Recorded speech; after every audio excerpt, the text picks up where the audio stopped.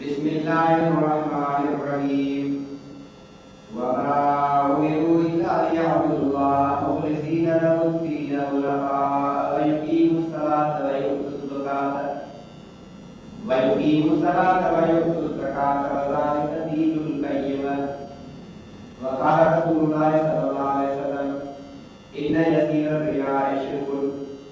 सदक़ल्लाहु व सदक़ रसूलुहुन नबियुल करीम। अजसा जुर्मान आए इखलास अली इबादत करे इखलास सां उन लाइ अल्लाह ताला जेका पहिरीं आयत सूरत बय्यिना जी पढ़ी फरमाए वमा उमिरू इल्ला लियअब्दुल्लाह मुखलिसीना लहुद्दीन। माण्हुनि खे हुकुम कयो वियो त अल्लाह जी इबादत कनि ख़ालिस उन लाइ, उन जे दीन लाइ ख़ालिस इबादत कंदड़ हुजनि। हुनफा बातिल मज़हब खां बेज़ार, शिर्क खां बेज़ार, कुफ्र खां बेज़ार, बिदअत खां बेज़ार, यकतरफ़ा यकसुई थी करे अल्लाह जी इबादत करे। व युक़ीमुस्सलात नमाज़ खे क़ाइम कर, व यु'तुज़्ज़कात ज़कात अदा कर। ज़ालिका दीनुल क़य्यिम। इहो ई दीन मज़बूत है, इहो ई पक्को दीन आहे जंहिं ते हलणो आहे। इबादत अल्लाह जी करणी आहे, ख़ालिस करणी आहे। अल्लाह जी बि कजे, ॿिए जी बि कजे, इहो इख़लास न आहे। इहो इख़लास न थियो। शिर्क खां क़ुरान शरीफ़ में मना कयो आहे, हुज़ूर सल्लल्लाहु अलैहि वसल्लम ॾेखारियो आहे। ऐं अल्लाह ताला क़ुरान में जीअं शिर्क लाइ बयान फरमायो आहे अमल चटकी था वञनि, ईअं रियाकारी, ॾेखाव, शोहरत इन लाइ हुज़ूर सल्लल्लाहु अलैहि वसल्लम खां ॾेखारियो आहे। रियाकारी सां अमल चटकी था वञनि, ॾेखाव शोहरत जेका आहे इन सां इबादत ज़ाया थी वेंदी,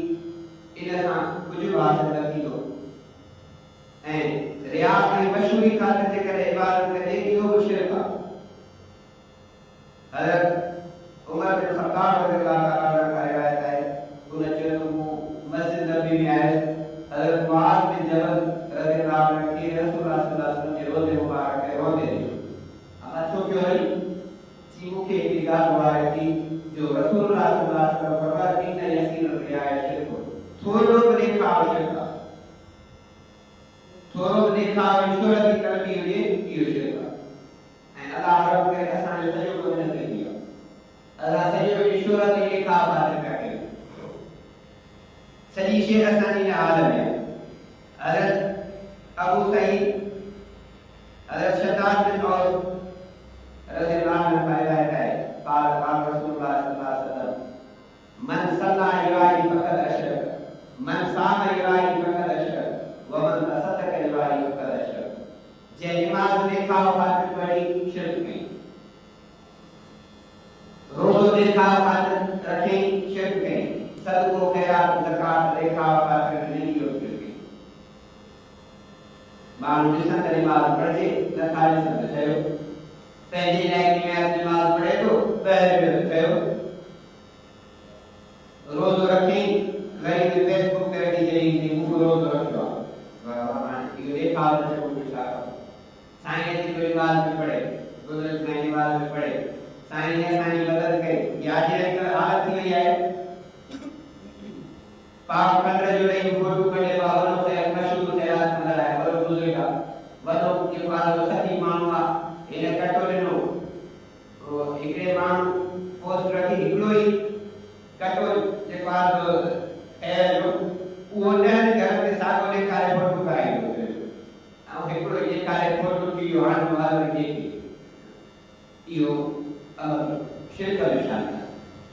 नमाज़, इहो रोज़ो, इहो ख़ैरात ज़कात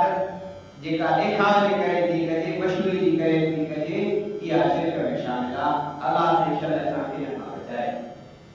थी वई अलाह माफ़ करो, अॻिते जे लाइ तौबा कयो। अलाह जे मां ॾेखाव ख़ातिर इहे कम कया, मूं तौबा कई, रब ने अॻिते मां बसि हाणे तौबा कई त अलाह खे बचाईंदुसि ऐं पोयनि अमल जी माफ़ी मिलंदी। दुनिया में माफ़ी आहे, दुनिया में तौबा आहे, माफ़ी आहे। ही जान छॾे वियो त पोइ सभु शिरक आहे। हुज़ूर सल्लल्लाहु अलैहि वसल्लम फरमाया जीअं शिरक जे करे अमल चट थियनि था, ईअं शोहरत ऐं ॾेखाव जे करे अमल चट थियनि था। हज़रत अबू सईद ख़ुदरी रज़ियल्लाहु ताला अन्हु खां रिवायत आहे, फरमाए इज़ा जमा अल्लाहुल अव्वलीन वल आखिरीन लियौमिन ला रैब फीह नादा मुनादिन, जॾहिं अल्लाह ताला क़यामत जे ॾींहुं, क़यामत जो उहो ॾींहुं जंहिं में को शक ई कोन्हे, यकीनन अचणो आहे, ला रैब फीह, क़यामत जे ॾींहुं शक न आहे। जीअं मौत ते असांखे पक्का मरणो आहे, असांजा आबा दादा पढ़ल रहिया काथे, असां जंहिंमां ॼावासीं उहे काथे न आहिनि, त इहा क़यामत बि यकीनी आहे। जीअं मौत ते माण्हू जो पक आहे, अलाह जे पहिरें पोयनि सभिनी खे गॾु कयो, पोइ हिकिड़ो फ़रिश्तो ऐलान कयो त उहे माण्हू जिन अलाह जी इबादत में ॿिए खे पंहिंजे भाईवार बणायो, ॾेखाव जी शोहरत ख़ातिर कई, ॿिए जे करे कई, उहे सवाब जी उम्मीद कोन्हे खां वठनि, सवाब कोन्हे खां ई वठनि। फ़इन अल्लाह अगल शुरका अन शिरक, छो त अलाह साईं शिरक खां बेपरवाह बेज़ार, अल्लाह साईं भाङे भाईवार बणाईंदड़ खां रब साईं बेपरवाह, उनजी रब खे परवाह ई कान्हे का, उन्हनि जो अमल जेको आहे ज़ाहिर थी, उन्हनि जी ख़ैरात ऐं सदक़ात इन रियाकारी जे करे, ॾेखाव जे करे ज़ाहिर थी वई। त हुज़ूर सल्लल्लाहु अलैहि वसल्लम इन रियाकारी खां एॾो जेको आहे सो एहतियात करायो, प्रेजायो। हुज़ूर सल्लल्लाहु अलैहि वसल्लम फरमायो इन्नमल अअमालु बिन्नियात व इन्नमा लिम्रिइन मा नवा, फमन कानत हिजरतुहु इलल्लाहि व रसूलिही फहिजरतुहु इलल्लाहि व रसूलिही व मन कानत हिजरतुहु लिदुनिया युसीबुहा व इम्राअतिन युनकिहुहा फहिजरतुहु इला मा हाजर। अमलन जो दारोमदार हुज़ूर सल्लल्लाहु अलैहि वसल्लम नियत किया, दीन जो आहे नियत कई हुआ, अमलन जो दारोमदार नियत किया, जेकॾहिं माण्हूअ जी जो अमल अल्लाह ऐं अल्लाह जे रसूल जी रज़ा लाइ थी क़बूल, पर जेकॾहिं दुनिया जी गर्ज़ जे करे आहे त मूंखे दुनिया हासिल थिए त पोइ इहो अमल ज़ाहिर थी वियो। नेको कार तो बणिजा, चङो तो वणा थिया त जीअं जेसि ताईं शादी थी पवे पोइ वरी वरी साॻिया चुग त पोइ इहा दुनिया जी गर्ज़ थी, अल्लाह वटि को अल्लाह अजर न आहे। बनी इसराइल में हिकिड़ो शख्स हो, इमाम ग़ज़ाली रहमतुल्लाह अलैहि रहमान लिखियो आहे, उन नेक माण्हू को भाॼी जो दड़ो ॾिठो, अल्लाह खे अर्ज़ कई अल्लाह से इहो जे अटे जहिड़ो अटो थी पवे त मां सॼो अल्लाह यादि कया आहे। हुनजे अमल जे इख़लास जी अहमियत, त इहो भाॼीअ जो दड़ो अन थी पवे, अटो थी पवे त मां सभिनी खे यादि कया। अल्लाह ताला वक़्त जे पैगंबर खे वरी मोकिली, इन शख़्स खे ॿुधा अल्लाह साईं तुंहिंजे नामे आमाल में वारीअ जे दड़े जेतिरे अटे जो सवाब लिखी छॾियो, छो त हुनजी दिलि में इहा चाह थी इहो सॼो वारीअ जो अटो थी पए मां विया अल्लाह जी यादि, उन इख़लास सां जेका अल्लाह खां सवाल कयो, अल्लाह तुंहिंजो सवाब ॾिनो। माण्हू जे करे न, अल्लाह जी रज़ा जे करे, इख़लास सां, रियाकारी जी शोहरत न। हदीस में ईंदो आहे अल्लाह के शरीक खे घुराईंदो, उनखे पंहिंजी नेमतूं जेके रब साईं अता कयूं ॾेखारी, वाकई महिरबानी अल्लाह तो कयूं, फमा मिन तकिया, मूं त तोखे हिदायत सां कया, तो छा कयो? सीधी मां कातल तो थी हतस तो शहीद, मां तुंहिंजे रस्ते में लड़ाई कई, एतिरी लड़ाई कई शहीद थी वियो। अल्लाह फरमाए वलाकिन कज़्ज़ब, तो कूड़ तो इन लाइ लड़ाई कई जंगुल में शहीद थिए त माण्हू लियोकाल जरीर ता त माण्हू खे बहादुर करे, पुरुष माण्हू पहलवान,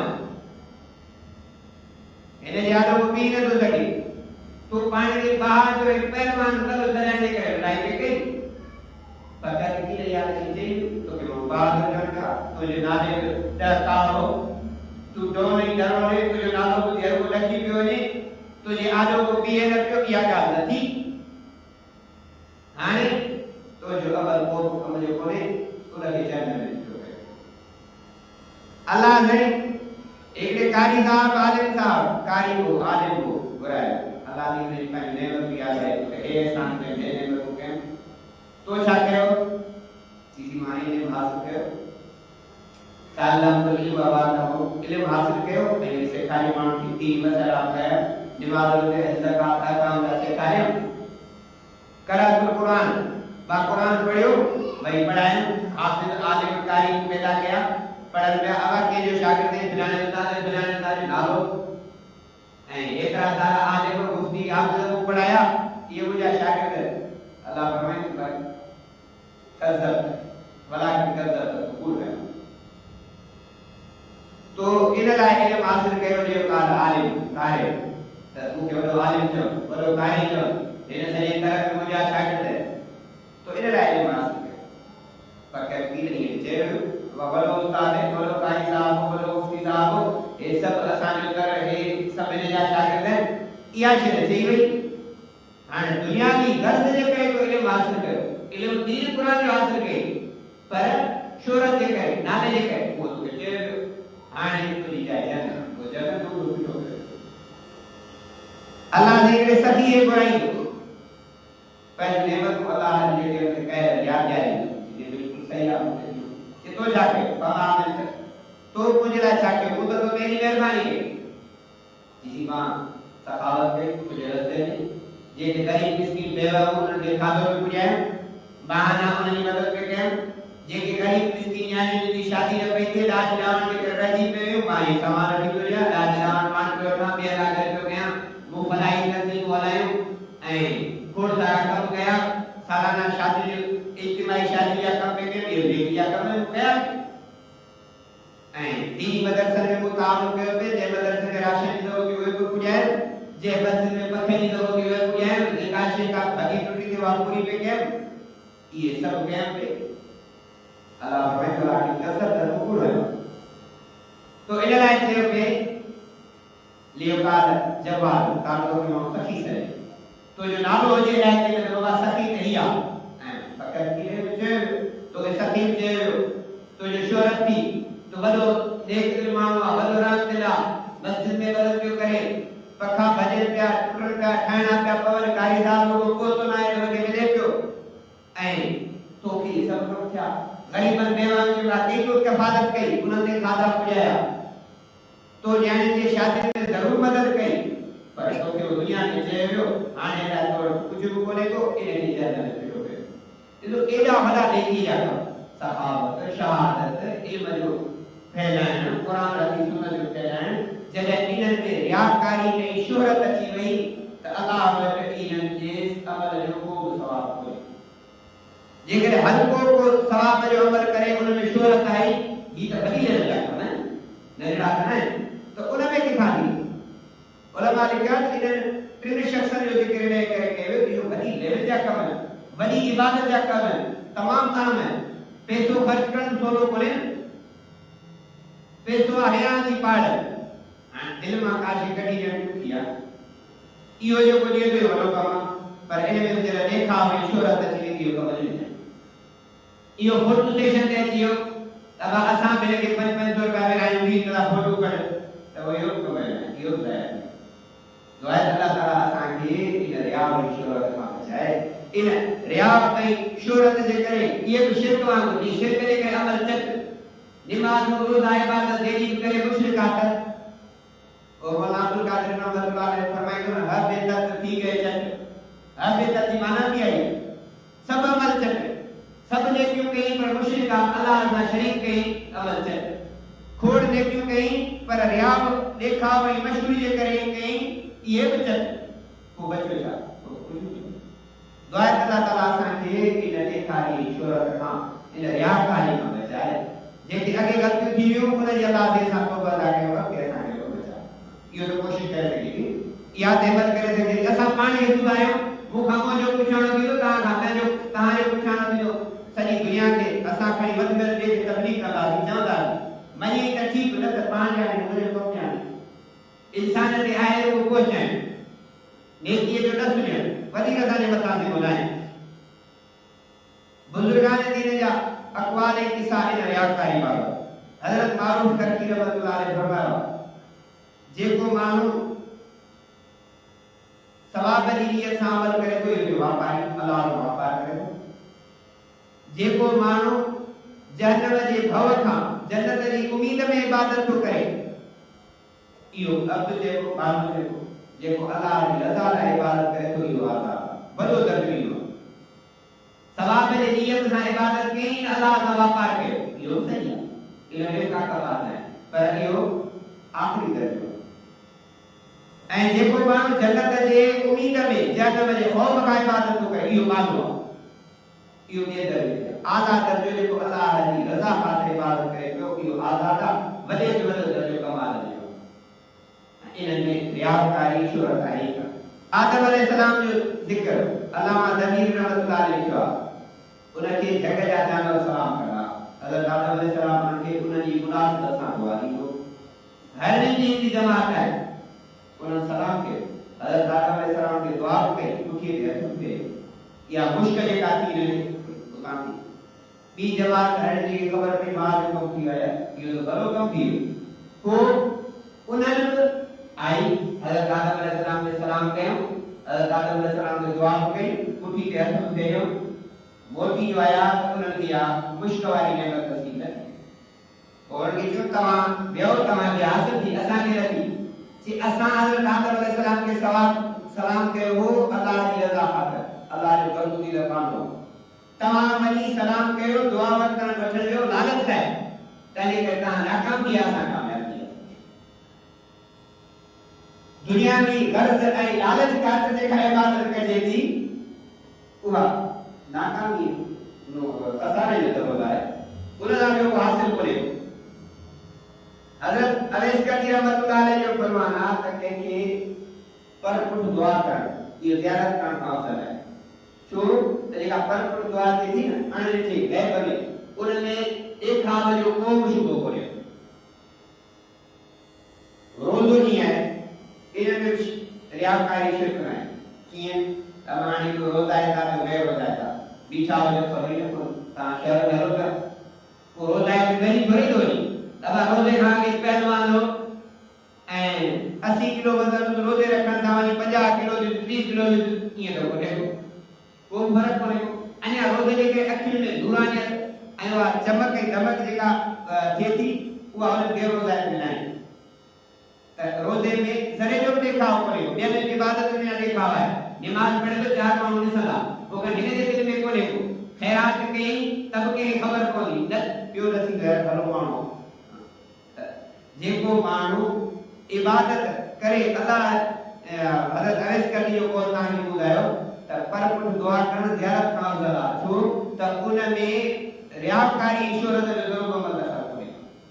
पोइ हाणे जेका फोटू ॾिस न रठ पकड़ वॾे सां मिल त फोटू क़ौमी सरदार सां मिल त फोटू पंजाब घूमियो तब फोटू कोई बुजुर्ग बेचारा परेशान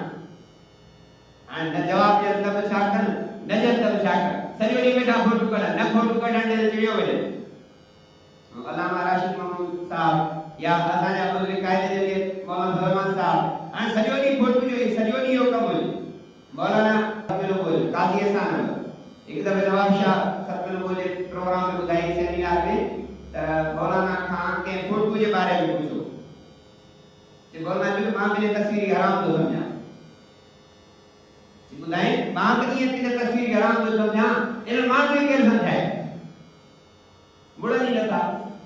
सॼो ॾींहुं जेकी आई बस करे बुजुर्ग सां मिलियो भला फोटू न निकितो त छा थियो न कटराई कावड़ जी दावे मां साईं सेल्फी थी वई इन सेल्फी में तव्हां ॾिठा त खोड़ माण्हू हिकड़ी माई पंहिंजे नंढड़ी खे खणी सेल्फी बि करे मुंडी जी वीडियो अकड़ी पई गलत उन भले दरिया सेल्फी जे आसरे में मरी विया मायूं मरियूं ॿार हुआ नंढा हुआ ख़बर ई कान्हे अलाए कहिड़ो शौक़ आहे इन अहमदाबाद लाइ कहिड़े पासे घुमनि पिया सेल्फी पिया कढनि अचानक जो पाणी जो आयो सैलाब त विया भाती जा भाती समझ में नथी अचे इन शोहरत जो हासिल छा आहे आख़िर मरणो आहे ऐं कुछ ज़माने खां पोइ असांजो ज़िक्र ख़त्म थींदो जीअं असांजे अकेले वॾनि जो ज़िक्र ख़त्म असां खां के 100 साल अॻे केरु आहे असांजो ज़िक्र ख़त्म थी वेंदो जे रब राज़ी थी पवे त खां वधीक ॿी का कामयाबी नाहे इएं रब जे रज़ामंदी जो सबबु आहे त जिन ॾेखाव रियाकारी शोहरत कयो हज़रत अली करमल्लाह वजहो हिकिड़े शख़्स खे नमाज़ तकड़ी पई नंढी लको ॾिठो अथई वञी सही नमाज़ पढ़ी आहे उहो वीचारो वही नमाज़ पढ़ी आहे पोइ कंहिं पुछियो उन झगड़ी खां त तुंहिंजी पहिरीं नमाज़ भली या पोई जे पहिरीं छो कि पहिरीं मूं पढ़ी अलाह जी रज़ा ख़ातिर, पोइ पढ़ियमि लकुण जे करे त सिधी न पढ़ंदो तो बीठो आहे न छणंदो, पात्र जे करे का खयो हा त ईअं ख़ौफ़ मां थी वियो। जेका निमाज़ रियाकारी जे करे आहे उन जो को फ़ाइदो कोन्हे। दुनिया जे ख़ातिर, दुनिया जी गर्ज़ ख़ातिर जे करे इबादत करे थो, इनखे बि शिर्क असगर चए थो, नंढड़ो शिर्क। अल्लाह ताला कुरान शरीफ में फरमायो, सूरत हूद आयत नंबर 15 ऐं 16, फरमाए मन कान युरिदुल हयात दुनिया, जेको शख्स दुनिया जी हयाती जो सिंगार फज़ीलत आहे, दुनिया जी ज़िंदगी ज़ेब व ज़ीनत चाहे थो, दुनिया मूंखे मिले, इबादत विनय करे करे थो, नेकी जा अमल कीअं त कुझु हासिल थी पए, वॾो पीर थी वेंदो त तावीज़ जो लिखंदो वठि वॾा थी वेंदी, अॼुकल्ह तावीज़ सां गुज़ारो आहे माण्हू त कंदो ई आहे। ऐं जंहिं बि तावीज़ ॾींदो वञो माफ़ कर जेके हुजनि त हर कंहिंजे ज़िंदगी तोखे नज़र आई आहे। तो जीअं अॻे शहरनि में घुमंदा कोई धारे पीणे वारा जंहिं माई खे चवनि या बहिराणी में घुमनि, चवंदी तूं त भली तोखे केरु सही न, असांजी मायूं साधरियूं में कहिड़ी सम्झ, उहो बि चवंदो वाकई मां भली आहियां केरु नथो सही। पोइ अहिड़ियूं ॻाल्हियूं करे पोइ ॻाल्हियुनि में हाणे हुन पुराणी खां सभई करे आवाज़ पुछी वियो, चाहे ॿी किताब था पढ़ो, टड़ टड़ करे किताब पढ़ंदा, हाणे 5 मिंट बेख़बरी में हुन पुराणी खां सभई ख़बरूं पुछी वियो, हाणे हुन सीधो ईंदो हुजे वाकई सही ॻाल्हियूं थो रसे, हाणे इहा उन ख़बर कान्हे मूंखे ॻाल्हियुनि में लाहे मूंखां सभई आवाज़ पुछी वियो, तूं भली तोखे पुरुष नथो पाए, तुंहिंजो पुट बि चवणु नथो कर, नथा कनि, तोखे भाउ न थियो आहे, वाकई चई मां वरी बरगुज़िदा राबिया बसरी आहियां, मूंखे केरु बि नथो थिए। तो दुनिया जी जेकॾहिं चाहे थो नौफ़े इलाही आबाद औफिया, असां वौफिया लायो फसूल पूरो पूरो दुनिया में अमल ॾियूं था, पैसा जाम करे बस था, तावीज़ जी ख़बर ई कान थी पए। असांजो कोई दोस्त आहे मुफ्ती हमाद साहब जा कढिया हुए, वो तावीज़ जेदा लिखंदो वो एॾा पैसा आया ख़बर ई न पई, हिन खीसे में ख़ाली करे जे लाया घरवारी कपड़ा धोई थेल में पैसो ॿिया 1000 रुपए तो ख़बर नथी, हमारे खीसा ख़ाली करे के तकलीफ़ूं बना खाली करण खां पोइ 50 500,000 निकरण लाइनूं लॻी पियूं माण्हुनि जूं। हाणे उहा जे ॻोठ में पढ़ाईंदो उहा बसि सॼो ॻोठनि जो मामूली दाता जो ड्राए जो पिटाए थो अची परेशान थियो, शिकारपुर जो माण्हू कॾियारो में फाथो सी, वरी ॿिए भिटाई कम ते वञी उते निमाज़ पढ़णु शुरू कयो, वरी घर छा कनि ट्रेपरी खां सांझी ॾींहुं 30-40 माण्हू बीठा हुआ, ऑफिसर छा नंढा वॾा मशहूर थी वियो बिना माण्हू रखण जे तालीज़ न माण्हू रखियल अथव। अब हाणे तोखे छोकिरा 3000 पगार थी ॾींदी, तूं चओ साईं जी कानी करामत वारो आहे जंहिंखे दुआ कई उॾामी हीअं थी वियो बसि अहिड़ा माण्हू रखियल आहिनि ॿिया लुटी पूरी जे तो दुनिया में लाज त जाम थींदो आहे। पोइ छा थींदो, दुनिया में ज़रीब कमी न हूंदनि, पर उलाइक अलज़ीन लैसा लहुम फिल आख़िरति इल्ला अल्लाह, आख़िरत में सवाइ जहन्नम जो कुझु न वाहिद वहबित मा सनऊ फिहा व बातिल मा कानू यअमलून, जेको कुझु कयूं वो सब ज़ाया थी, जेका इबादत रियाज़त कयूं नेकी कयूं इहा सब ज़ाया थी। दुनियावी देखावे शोहरत जे करे दुनियावी गर्ज़ जे करे इबादत कयूं त मां दीन हासिल कयां त जीअं पगारूं मिलनि पैसा कमायां, ऐं ज़िक्र अज़कार ॾाढी थो कयां, बंगले ते वञी सुबुह शाम करे के दुआऊं कयां, तस्बीह पढ़ी करे सदाई हो चवे न चयां डेली जी थोड़ी यासीन पढ़ां पियो, घणो हज़ार में छो ॾींदो, कणिक जी गोरी पींदो, गोरी रोज़ 15 मिंट अचे पियो, अधु कलाक अचे पियो, हाज़िरी भरे पियो, कुझु न कुझु त हासिल थींदो न। इन दुनिया में के जरूर मिलंदी, दुनिया खट सां मिलंदी, ॾुखियो न थींदो। वॾे जो सरकार जो जेको आहे जो खादिम उहो भुखियो न मरंदो, मुंहिंजे घोटार चीफ मकदम जो ख़िदमत गुज़ार भुखियो न मरंदो, पर इन दुनियावी गर्ज़ जे करे या ख़िदमत दुनिया में मिलंदसि, अल्लाह जो आख़िरत में कुझु ये आख़िरत में इन अमल सब ज़ाया थी वेंदा। इन दुनियावी गर्ज़ जे करे जेका महिनत कई उहा सॼी शइ जेका आहे ज़ाया थी वेंदी। दुआ आहे अल्लाह ताला असांखे इन दुनियावी गर्ज़ जे करे इबादत खां बचाए, दुनियावी गर्ज़ जे करे माण्हुनि जी ख़िदमत खां बचाए। अन अबी हुरैरा रज़ियल्लाहु अन्हु लोइना अब्दुल दिरहम व अब्दुल दीनार व अब्दुल खसीस, हुजूर सल्लल्लाहु अलैहि वसल्लम फरमायो दुनिया जो बानो दिरहम दीनार जो पैसे जो बानो पे लानत कयो। पैसे जो बानो कीअं आहे, इन ओतिया राज़ी है, जेकर माल मिले त राज़ी रहे, माल न मिले त को नाराज़ी रहे। पैसो मिले इबादत कंदो रहे अञा चङी तरह, पैसो न मिले हाणे इबादत छॾी छुटी बाबा बुख था मरवा असांखे अलाह ॾिनो छा आहे, सभु शइ कसे छॾी, अलाह ॾेई बार माईंदो आहे, घणो ॾिनई शुक्र करे थो नथो करे, अलाह करे खसींदो आहे, हाणे तकलीफ़ुनि में सब्र करे थो नथो करे। ऐं पैसे पुजारी बानो आहे के पैसे बानो जे बारे को जे ताबे हुजे जे कुछ जे लोकल हुजे तो बानो है अब तो लोकल ताबे पैसे जो मोबाइल जे करे इबादत मिलेस हां इत्मीनान सा पैसो हासिल थियो हां इबादत जो करे जे करे पैसो न मिले हां बात चले वाली बात मान खाए तो अब नमाज पढ़ने में दुखी थी लगे नमाज पढ़ा तो तकलीफ थी रोजा रखा तो जे को रोजी थी थी वहां नहीं हां की हो जो ये का ऐसा इबादत पैसे जो पूजा इबादत जी अल्लाह से कुरान शरीफ में फरमाया सूरत हज आयत नंबर 11 व मिन अन्नास मा याबुदुल्लाह अला हर्फ फइन असाबहु खैरुन मिन नबी व इन असाबतहु फितना इनकलब अला वजी खसिर दुनिया व आखिरत ज़ालिक व खुसरान मुबीन मालूम है जाए का ऐलान की इबादत करना आखिरी पासी वो से पासे बस बड़े के कुड पासे जे करे इन इबादत करने फइन असाबहु खैर नमाज पढ़ाई तारीफ कुरान दी दे भाई तो जो ठीक है वहां पढ़ाए को खिदमत कर हाने अल्लाह अल्लाह पे कबो जिक्र कार पे कबो वैल असाबत फितना आगमाइश थी हाने पैसो घटती हाने दुखे पे जरूरत वनी इनका बराबर मो भर कोई के बाबा छुट्टी जा हां न पढ़ाए न पढ़ इबादत न करी नमाज पढ़ूं प्या तेरी रोजी में बरकत हाने नमाज करे बरकत खत्म थी गई हां ते नमाज से एको दुकान है दुकान बंद करो जो दिमाग में मेरा खाना ना है अल्लाह ने फरमाया फसिल दुनिया आखिरत नुकसान है की जालिक और खुसरान मुबीन बदो घाट पे नुकसान है की इन मावदी जो को नुकसान होने को तने करे दोस्तों दुनिया ही आखिरत के खसारे का बचण लाए जरूरी है असा अल्लाह की इबादत कयो इखलास खालिस कर हर काम में जे करे ना दिल दे खुशबू है हुजूर सा कबूल ये पीर जो अल्लाह पुत्र का गंज